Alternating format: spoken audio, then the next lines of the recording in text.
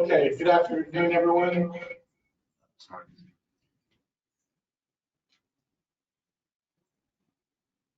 We do not have an in-person forum right now, so I guess we could start and do the call introductions. I guess we could still do the roll call. Right?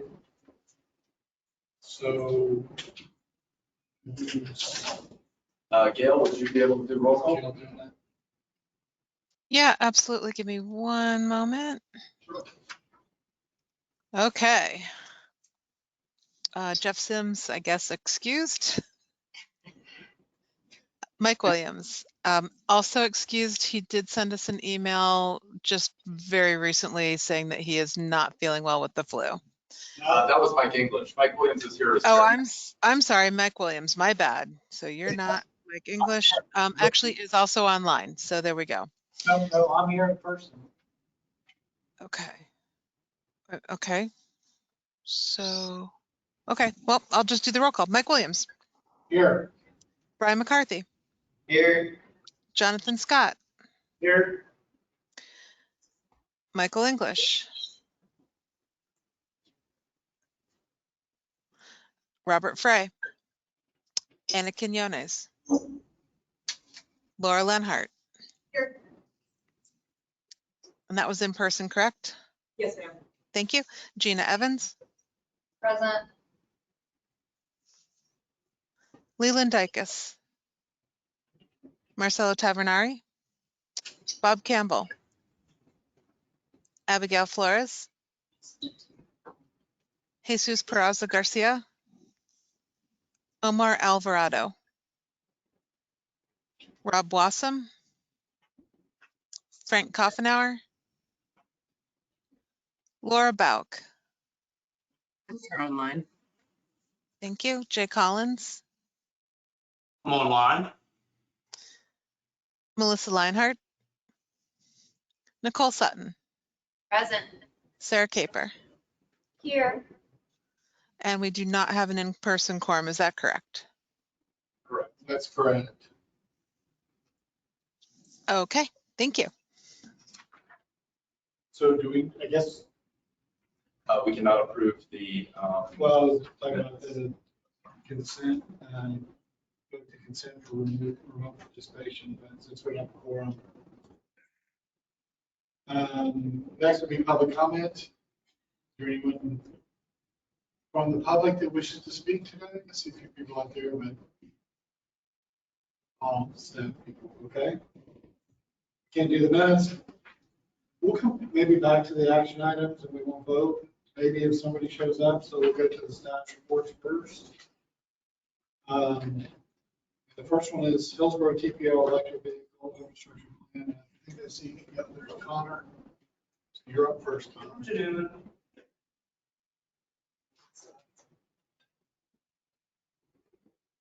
let me make that.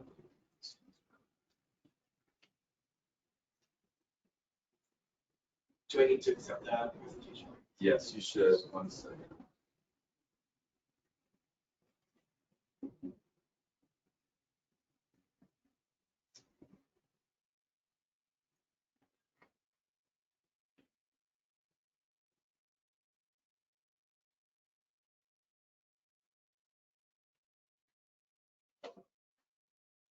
All right, good afternoon, Connor McDonald. Oh, Michael. Absolutely, is that better? I think more for the online. Good afternoon, Connor McDonald, TPO staff. I'm here to present the Hillsborough TPO electric infrastructure plan status update. So the purpose of the plan is to identify locations where EV infrastructure can be deployed to meet the demand by 2050. We'll also provide a framework for prioritizing charging locations and offer recommendations for compatible land development codes. Why? Because there's a growing demand for electric vehicles and for several new funding opportunities, including $2.5 billion to cities, counties, local government, and tribes that IIJA, the Infrastructure Investment and Jobs Act. The schedule of the plan originally started with fundamentals research. They continued through public outreach, which has included several staff members from your jurisdictions and agencies. So we appreciate that, and it's continuing to existing conditions analysis. Next, we're working on adoption scenarios and recommendations, and a final report, and finally a presentation to the committee's board. There are several existing plans in the area, statewide and national. In Hillsborough, we have the Hard Zero Emissions Fleet Transition Plan, as well as jurisdictional comprehensive plans. There's also some state plans, national plans, and Orlando has a 2030 electric mobility roadmap. And if there are any that we're missing through jurisdiction that we have to know that at the end of the presentation.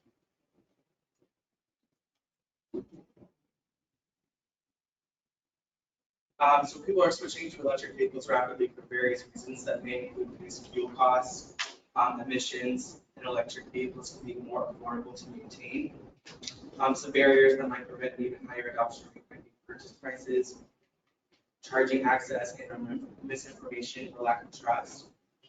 So there are 4 types of EVs currently. So battery electric vehicles, Tesla, Rivian, plug-in hybrid electric vehicles. So think Chevrolet Bolt and the Ford Fusion Energy. Hybrid electric vehicles of the Toyota Prius, and fuel cell electric vehicles, which are more common for buses and long-haul trucks. So there are 3 types of charging infrastructure, so 3 types of chargers. Level 1 would be like your household toaster. A level 2 would be like an electric dryer, clothes dryer. And level 3 would be more like an air conditioner. It's kind of like how you can picture the level of the intensity of the charge. So we do have some chargers in Hillsborough County, level 1, so publicly accessible, so not home chargers. But level 1 are 8 public chargers, accessible chargers, 387 level 2, 94 level 3.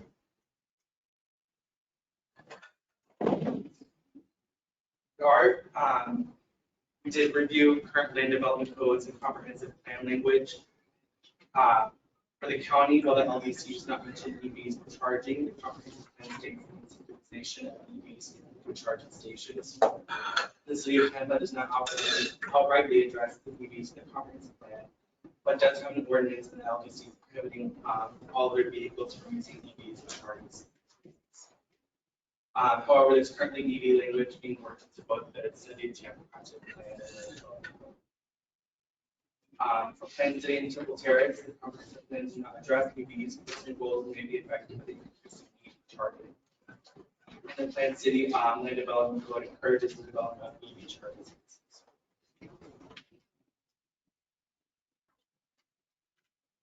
With that current language in mind, we can take a look at the current adoption trends.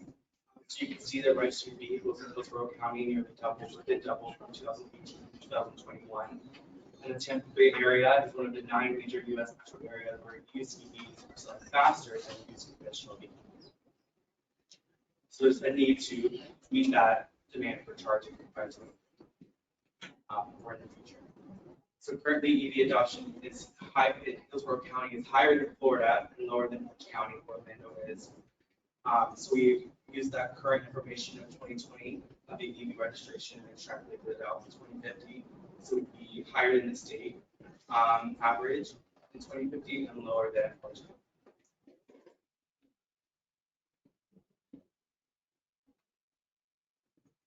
Continuing the results of the adoption scenarios and forecasts, we're finding that evaluation criteria for potential charging locations could be whether the station serves a gap in the charging network, serves a commercial or Main Street district, or serve people who can't charge at home who live in a multi-family dwelling unit or multi-family housing, similar. We're also finding that charging stations may benefit from having amenities like bathrooms, food options, or indoor waiting area. Some potential funding options could be private developers, federal funding with the NEVI community charging, local governments, TPO discretionary. We've had some public outreach as well. We're continuing to work on this. We had an advisory committee meeting with which some of you or your fellow staff members attended. Stakeholder sessions and public surveys at the end received about 120 responses. When we looked at the data for this presentation on March 17th, there were about 70 responses, and about half of those people currently drive electric vehicles. 80% of the people who share their zip code, 80% of people share their own zip code, and those were primarily in the Northwest area. Current EV drivers most commonly charge at home, about 90%. About 75% of the respondents typically use public chargers on trips or vacations when they're driving, of course. Commonly preferred amenities to their charging stations or bathroom facilities, food options, or waiting area. For those who responded they didn't drive in electric vehicle, only electric vehicle, identified that barriers included the purchase price, charger availability, the charging time, and concern about charging during their vaccinations. So the next steps of our plan is to complete the outreach and forecasting analysis. Then we'll provide some recommendations, one being charging locations. We'll also do an equitable access analysis. Framework for prioritizing EV charging locations and policy recommendations to local jurisdictions. This will all go into the final report available this summer and presented to August board. We do have a webpage available for more information. I believe the link was broken. You can search electric vehicle infrastructure plan on our TPO website. Let's hear for any questions or discussion. Okay, thank you, Connor. Any questions by any of the members? Yes. This is a great presentation, and it's like we look at it from the perspective of not only our, we have all the electrical vehicle charging stations at the airport, but obviously the rental cars are moving towards that, and we're looking at those sorts of things and it needs to mobility. Have you guys looked at have you guys had any conversations with TECO about the grid and like the future strain of the grid with all of these charging stations? That's something that we're kind of, electrification's great, like we've done all of our down to lawnmowers, but have you guys had any conversations with TECO about that? Yes, TECO is on our advisory committee. They have raised concerns about the future of the grid. That's certainly something we're keeping. Awesome, thank you. Okay, anyone else? Just about some of the plans that you've reviewed. Have you come across anything about ADA compliant parking spaces? Yeah, that's a great question, and it's something that I recently incurred just from other plans outside of what we had in our existing conditions analysis. And I believe we have a result on that visual. I haven't had a chance to discuss it with them, but someone approached me about ADA compliance in electric vehicles, so that's something we're going to incorporate from the future, especially considering not only the width of some of the details of the width of the space and the accessibility of the actual report itself. So that's something we haven't included yet, but I definitely think.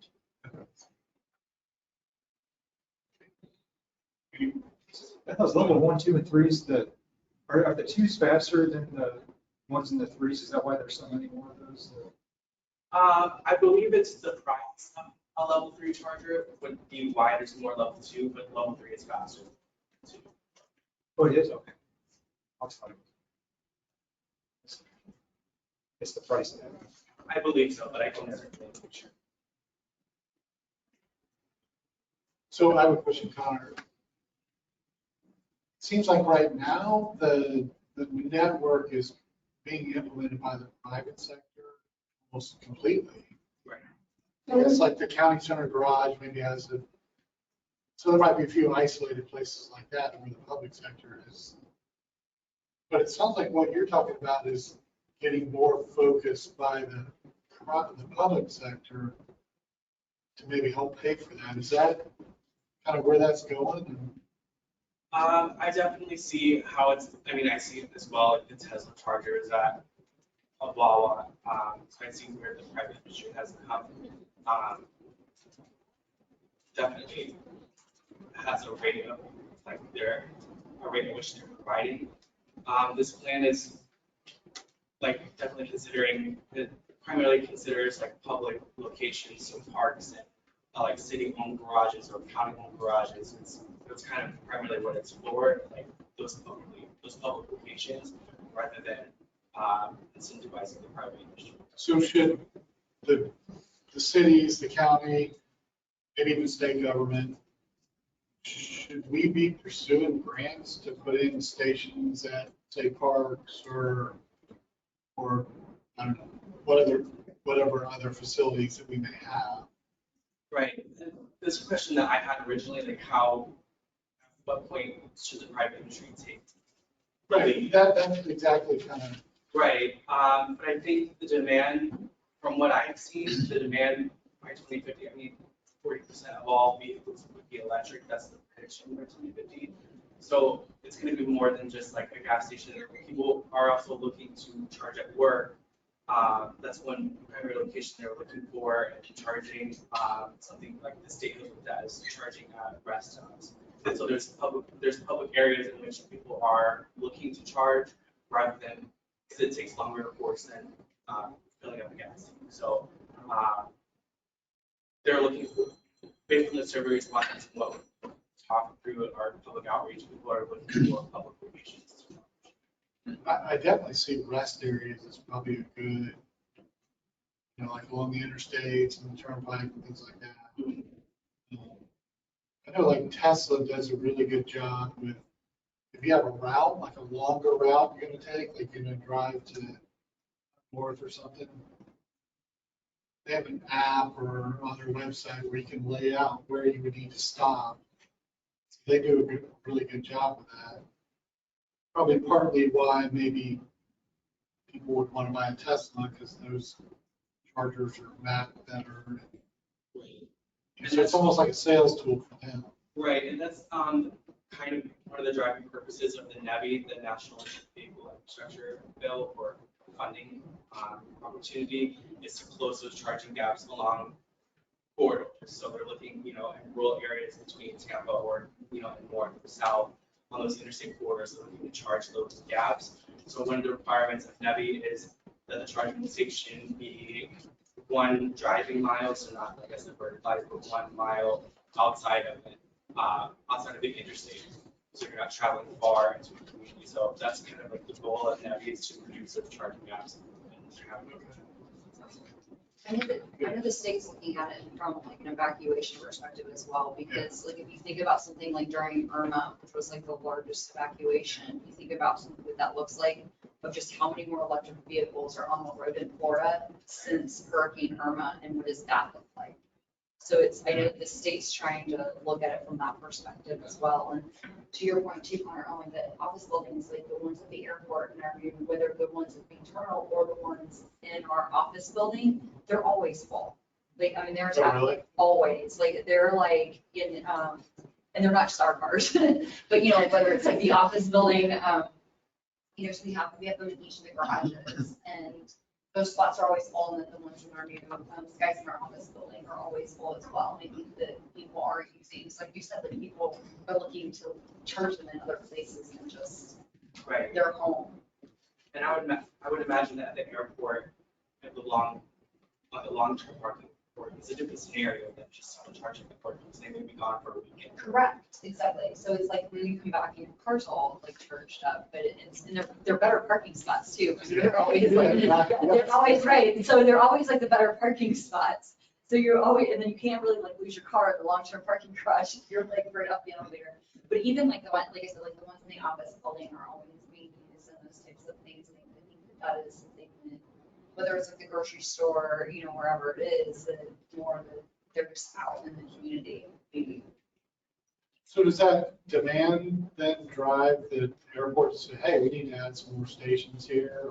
Absolutely. And I think that it was like, and that's like one of the things, again, that we're looking at when you talk about the rental car center of, with Hertz moving towards more electric vehicles, and they're coming to us, and now we have to retrofit the rental car center. So it absolutely kind of drives that demand. And we're looking at, do we need to be looking at more spaces in all the parking garages, the rental car center? And then as we talk about future development in the Sky Center, the whole South development area, there's still more room for an office building and a hotel. What does that look like? What do those concepts look like? Or when we bring back on, we're talking about doing the gas station down there, putting something in like the RFP that says you have to have some sort of amount of electric vehicle charging stations. I think that's something that's always going to be going forward in anything that we do. I know we're looking at in our land development code, having some requirements for multifamily projects. If not charging stations, at least put an infrastructure in place so that the actual stations could just be easily added later. I don't know where that's going to go just yet, but it's definitely. I think just based on the surveys and my own personal experience, it's definitely a barrier for people who live in apartments or condo complexes, for example. Personally, although I have the plan, I don't have electric vehicle because I can't charge it at home. I park in the garage. Go ahead, Bob. Bob? It's Bob Campbell, Hillsborough County. I might have a question then. If you're changing that development code to include that in there, right, so it'd be schools, other institutions will have. Well, this is geared towards apartments, condos. You know, I was curious though, is your plan on, in the needs section, will discuss cost? in the Plan? We're forecasting like how much would be needed, like how the dollar amount needed to meet the demand. But as far as like the existing conditions, you mean like the cost of the charge or the cost of using the service? No, I'm more worried about the infrastructure cost. Right, so the existing conditions didn't analyze like what the current costs are. Forecasting will predict based on the current costs what we need. Thank you.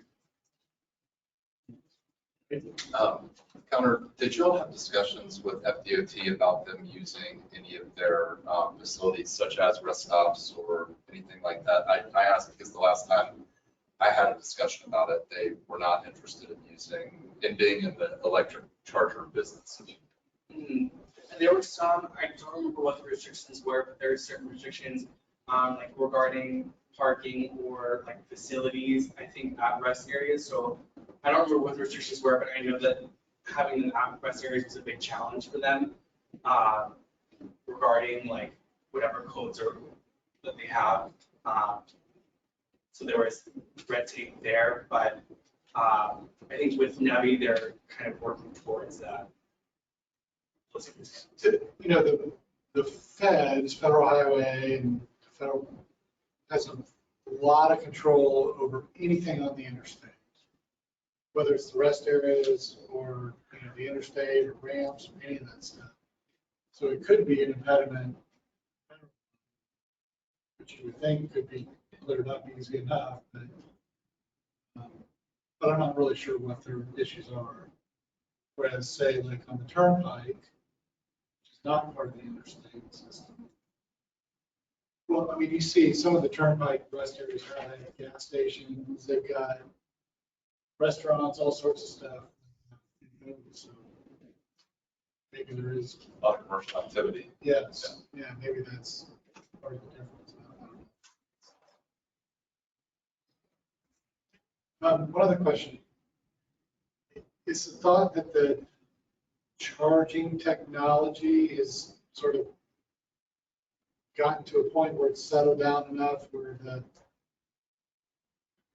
whoever's going to be investing in the infrastructure, that something new won't be coming out in a year from now that will make that sort of obsolete? You know, I'm not as familiar as I should be with the emerging technology. I imagine that there is likely emerging technology, but a lot of the level 3 charging, which is like the higher end, the fastest charging. Yeah. It's like our Tesla chargers specific. So I think right now where it's headed is like trying to merge the technology. So like we wouldn't have to use an adapter. I think that's kind of where it's at right now, rather than faster charging. I think there is kind of like a level. It's likely there will be emerging technology in the future, but I think currently as it is, it's kind of leveled out as far as how the newness. Yeah, okay. I think like phones, right? Right. Every year the phones are newer, better, faster. Yeah. You know, but that doesn't mean my 5-year-old phone doesn't work anymore. It just, so, okay. Any other questions? Okay, thanks. Appreciate it, Connor. Thank you. Next item is 2050 plan needs assessment, which, by the way, for the court reporter or the, for Bob Campbell is here now, so we're still one away from a quorum, but 2050 plan needs assessment, congestion management, crash mitigation.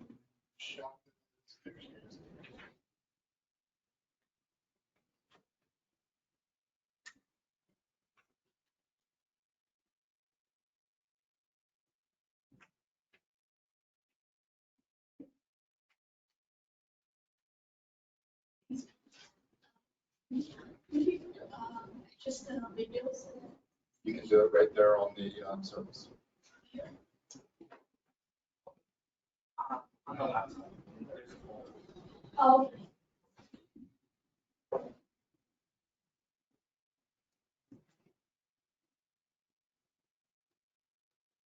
Good afternoon, committee.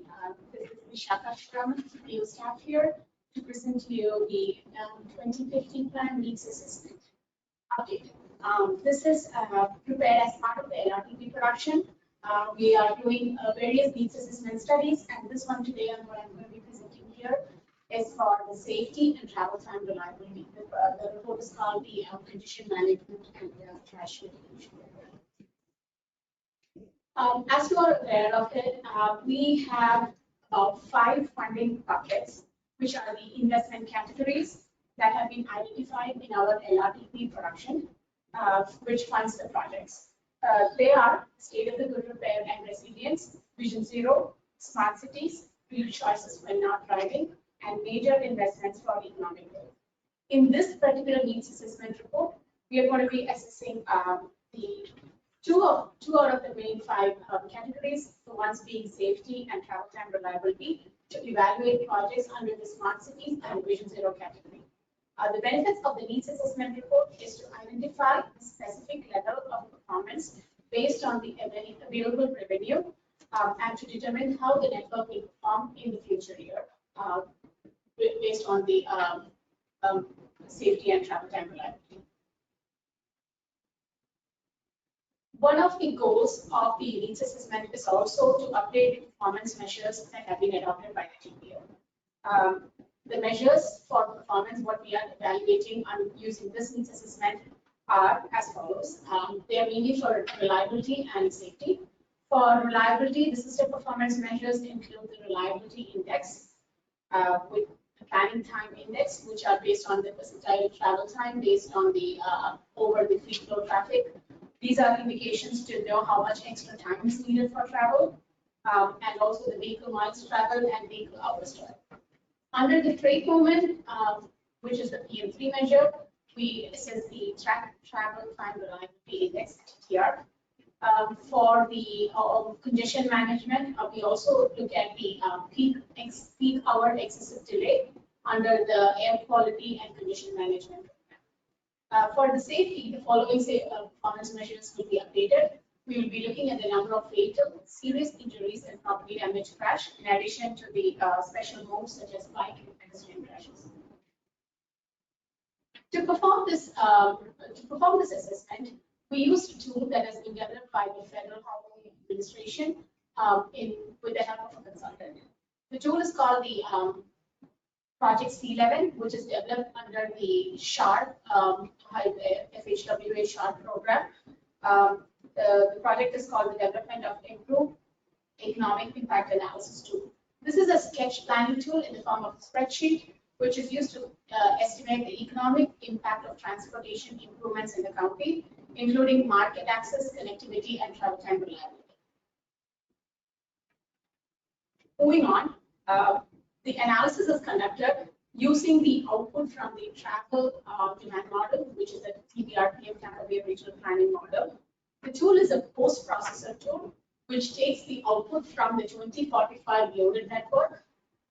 The loaded network has travel time, volume, etc., which are used as an input to the post-processor C11 tool.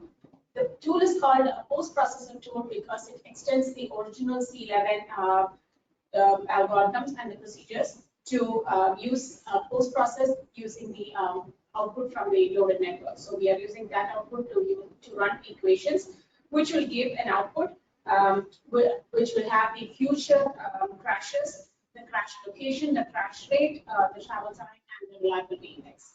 Some of the measures which I discussed earlier. So it converts the equations converted into an estimate for the future. Also, I would like to let you know that these are the corridors that we select for the improvements recommendation come out of coordination with the local jurisdiction partners, and that's how the corridors are selected. Again, going a little deeper into the methodology, the post-processor uses a model network for calculating the safety and reliability of small links. Links are what is identified in the output, which are the small units of geography. To make them into projects, we have to convert them into longer corridors, which are a combination of links that can make a longer length, typically 1 to 5 miles, where the treatments for safety and operations can be applied. When we convert the corridor links, into the longer corridors, they get sorted based on the performance for the crashes and reliability. The crash corridors can be selected for safety and reliability based on the sorting. These are all the roads which are included in the TPO's major network. And also to let you know that the enhancements can be applied based on 4 different facility types that we have identified. The ones being freeways, divided and undivided arterials, and all the other major roadways, including the local roads and collectors that our partners have also identified. All these treatments that can be applied depends on the revenue forecast study and how much revenue is available to apply these treatments. Like I said, there will be 2 types of investment scenarios that we'll be considering as part of the needs assessment.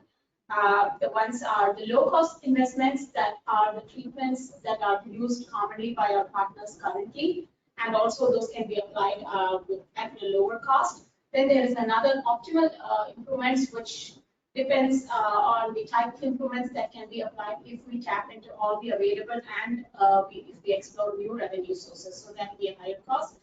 And the third category is a mid-value improvement, which can be realistically applied.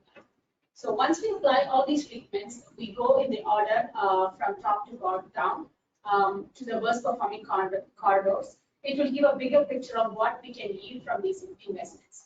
The reliability and the safety forecast that we get help to determine that, and we can test these scenarios.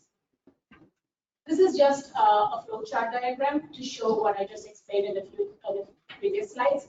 We input the TBRPM loaded network, run the crash data and the analysis, and it will yield 2 sets of improvements, one for the safety projects and one for the operational projects. So these are some of the potential safety improvements that we have identified. Treatments such as street lights and smaller sidewalk treatments can be applied at a lower cost. Versus some of the higher cost treatments like the road diet and complete streets also depend on the length of the corridor and the projects, and also the context of the roadway that it can be applied. These are developed, like I said before, based on coordinating with our local government partners, and also getting an input from them based on what they currently use and what we could apply for the future.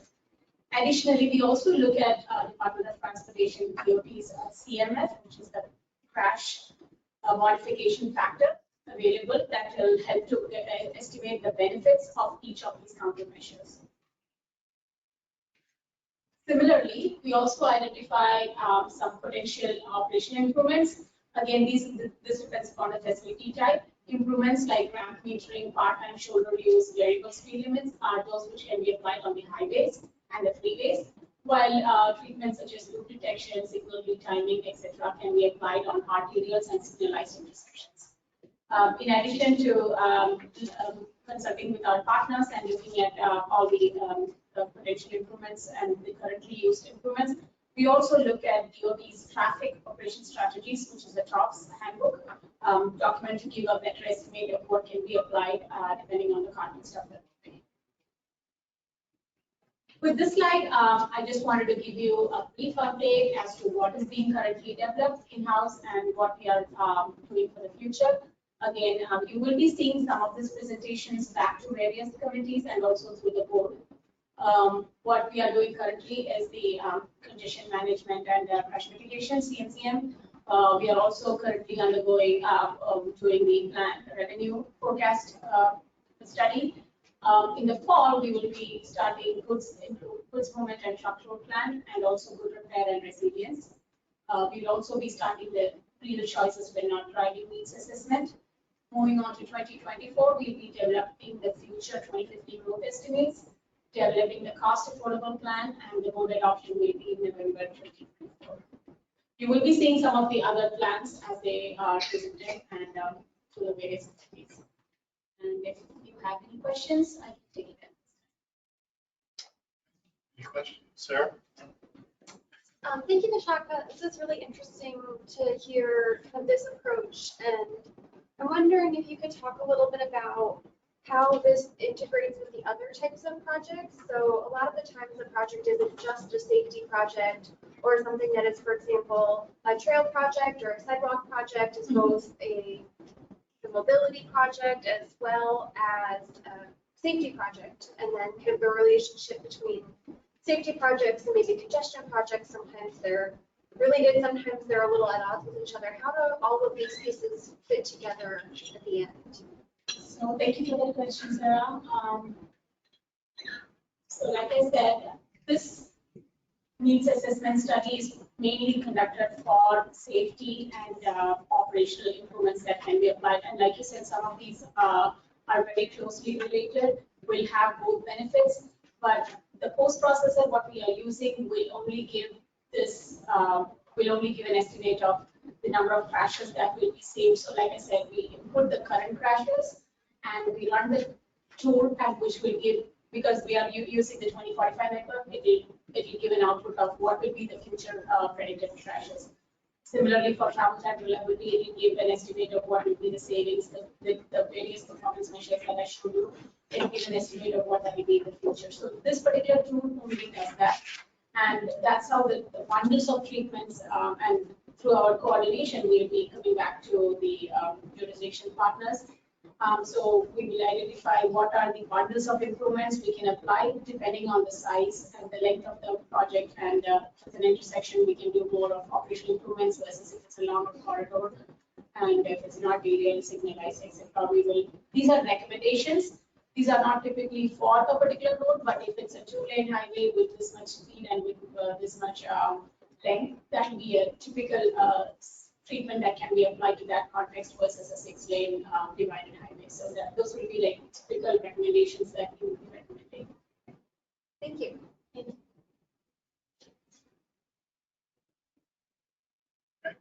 Anyone else? Okay, thank you very much. Thank you.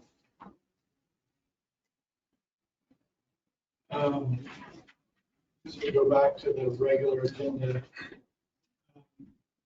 The first one was approval of minutes. We can't approve minutes, but does anybody have any comments on those? Last month, everybody read them in detail. Okay.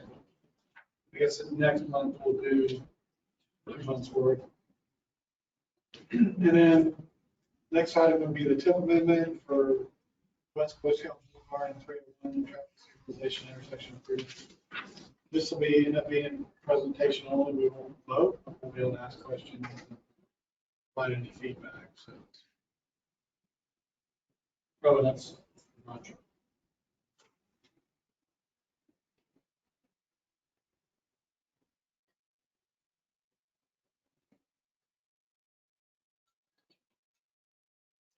Good afternoon, TAC.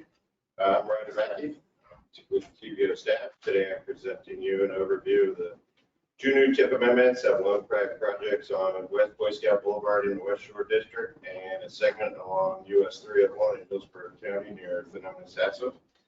Both projects include traffic signalization and intersection improvements.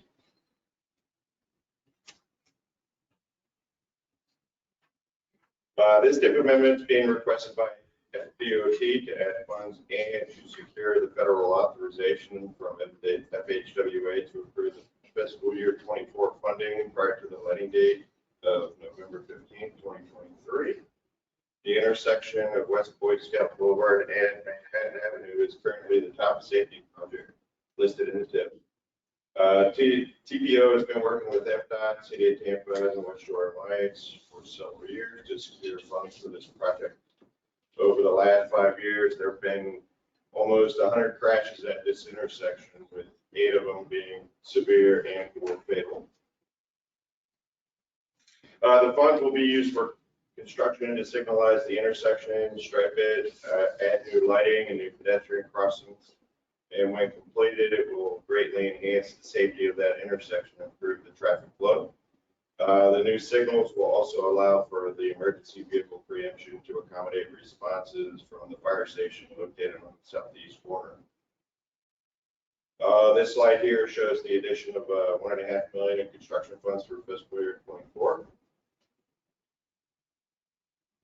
All right, the next amendment here is along US 301, very similar to the one on Boy Scout Boulevard, and it'll include signalizing 3 intersections at Kearney Road, at Stacy Road, and at McIntosh Road. These 3 intersections are also some of the top safety priorities identified in the TIP priority list. In the current TIP, they are the 8th highest ranking safety project. The funds for the new signals will also allow new lighting, new pedestrian crossings to be striped for safer traffic flow. And the intersections at Stacy Road and McIntosh Road will allow for safer access to the Old 14 Trail.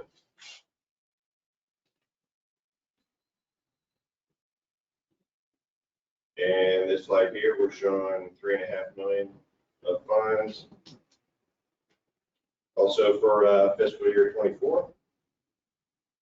And as part of our public engagement activities in March, we published a newsletter describing the amendments, published informational flyers on social media, published the webpage, and posted signs near the ground at the locations of the affected projects. And of course, we're asking to approve the TIP amendment and move it on to the TPO board. That's all I have for you guys. Okay. Any questions?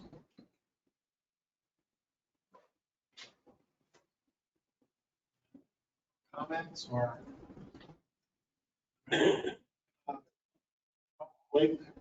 Just one comment. I'm not familiar as much with Stacy and McIntosh and 301, but I do know that Boy Scout and Manhattan, as well as 301 and Harney, are major safety issues. And great to see this project moving forward.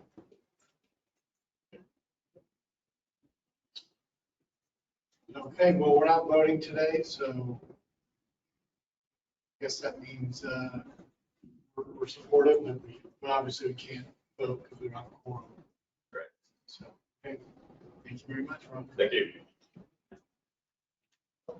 Next item is the performance targets for pavement and bridge condition, travel time, and reliability. Still back there? Oh. Good afternoon again. Trying to look around here.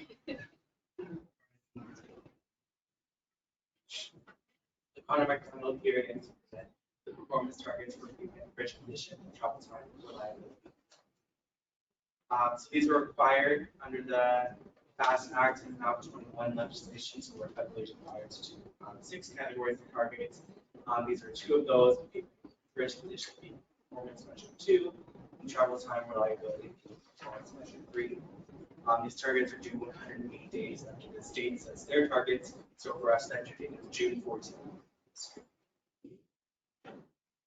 Pavement performance measures, there's 4 metrics under that target: percentage of pavements on the interstate system in good and poor condition, percentage of pavements on the non-interstate national highway system in good and poor condition.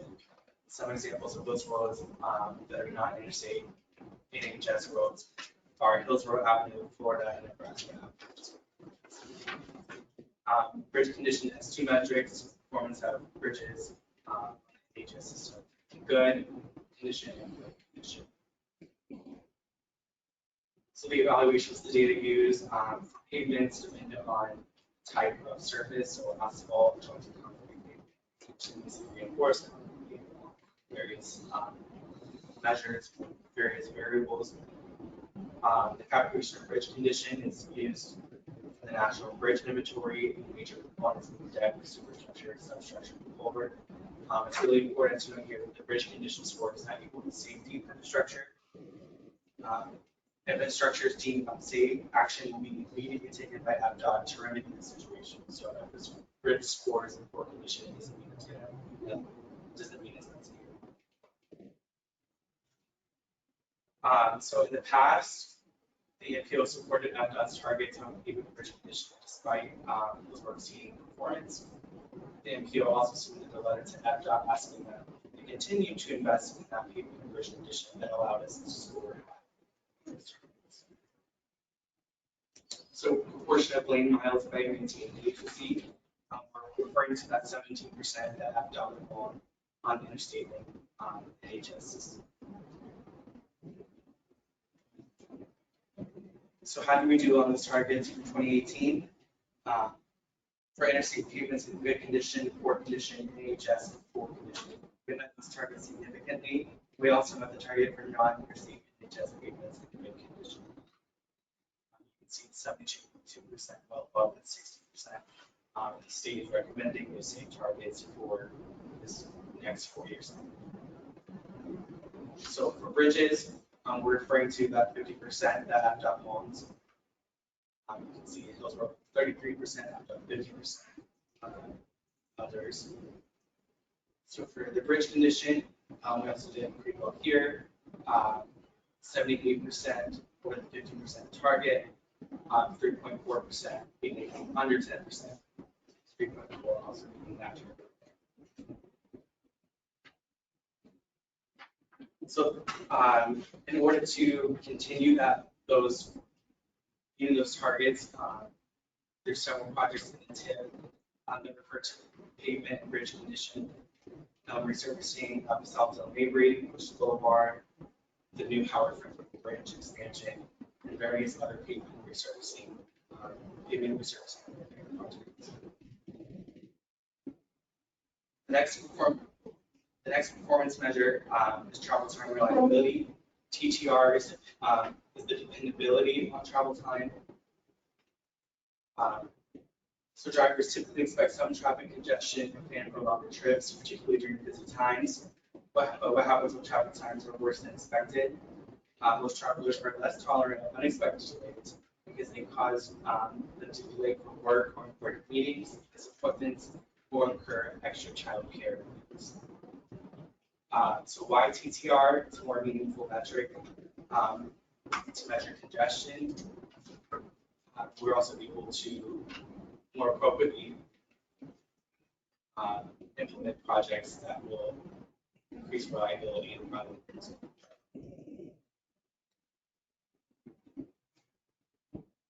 So what does TTR mean? So high reliability means that your travel time is consistent over a period of time, and low reliability means that vary considerably over a specified.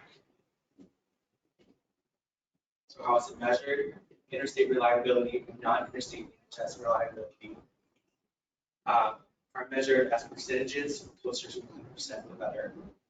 They compare longer travel times to normal travel times, factor in occupancy of the vehicle, and convert this to percent total miles.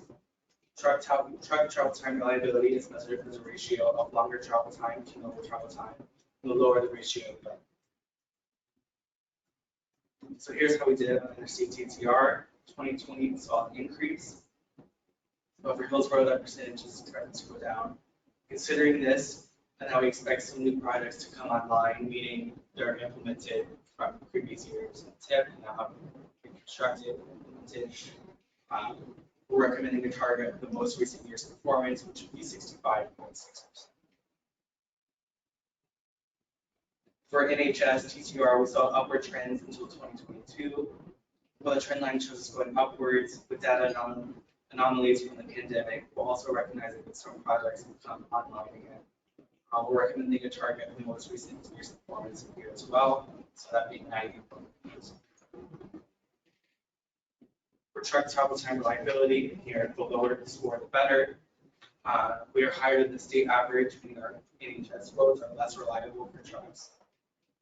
In 2022, this ratio increased. The trend is expected to go down. We're recommending the most recent year's performance as a target year as well, 1.9.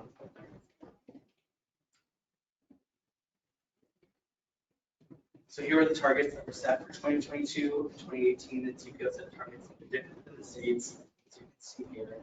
That's because reliability was and is trending downward across Hillsborough County, and also projects programmed were not expected to be implemented. We weren't expected to see the results. However, we do have some of that, where we do have some projects that are coming online.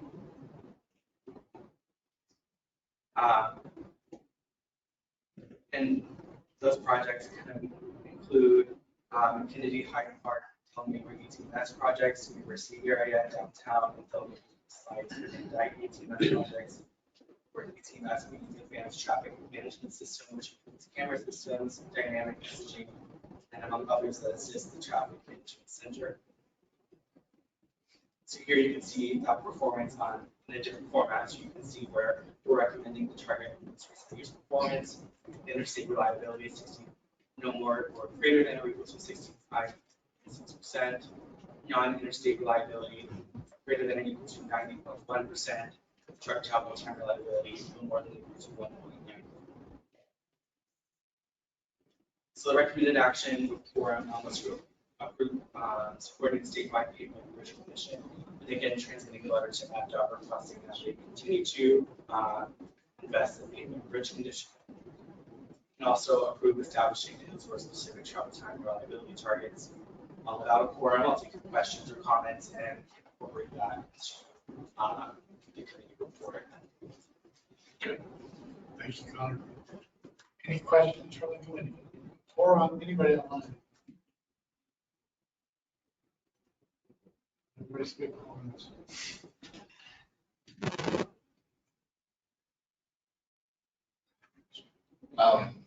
So this has not been an adopted performance measure in the past, is that correct? So in 2018, they were adopted. So the MPO adopted the state's targets in 2018. We're recommending to that again for pavement bridge commission. And then travel time and reliability, the MPO set its own targets, which we recommend to set its own targets. Thank you. Thank you. This is all data being supplied from DOT when it comes to the TTR. Yes, her name is Ms. Monica Zong. She's in, I forget what the department's name is, but I don't know. It's through the data portal, Terrace, his name, the supplier.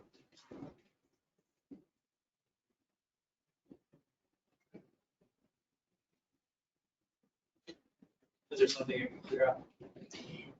No, I was just curious if it's a percentage, just who's tracking this type of data, or if it's, I'm assuming it's like traffic cameras that they're just assuming how fast or how long these travel times are.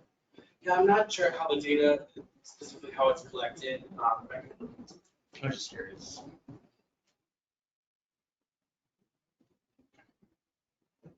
Any other questions? Guess we got them all out on electric vehicles. Thank you, Connor.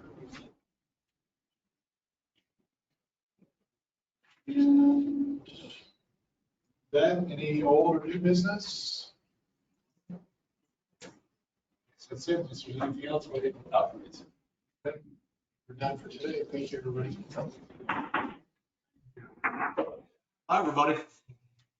Oh, sorry, is there a question online? Oh, no, I'm just saying goodbye. Yeah.